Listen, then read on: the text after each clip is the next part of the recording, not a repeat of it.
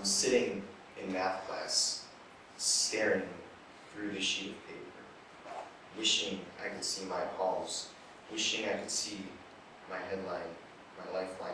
I needed a lifeline right now because I'd always been good at math, numbers, just lines, shaped and rearranged. I used to feel at home sleeping against the crescent moon of the number 2, or laying in a small cocoon.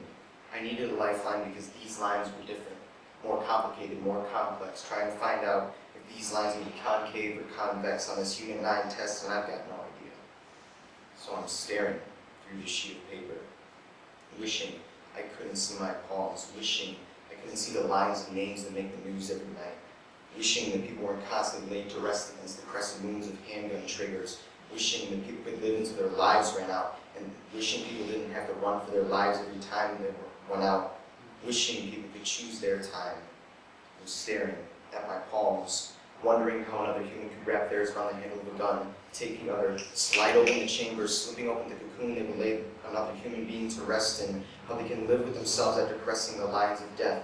This is a game of lines. Lines bullets travel by, lines that are traced around innocent children with the same sidewalk chalk they colored with. So I'm staring through my math test because this is not a numbers game. You can count the victims, you can watch the numbers on the death clock continue to go round, you can talk about it on the news, you can call it murder, gang violence, terrorism, you can chase them down, slap handcuffs on the wrist and give them 25 to life, but this is not a numbers game. This is about human nature.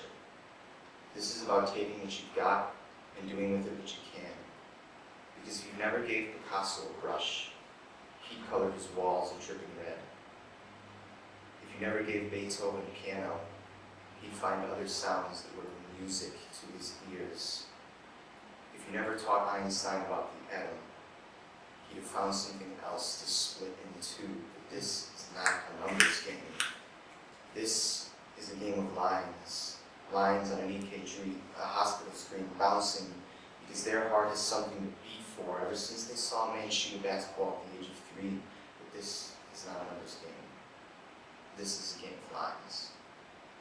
Let's make sure they are not flat lines. Thank you.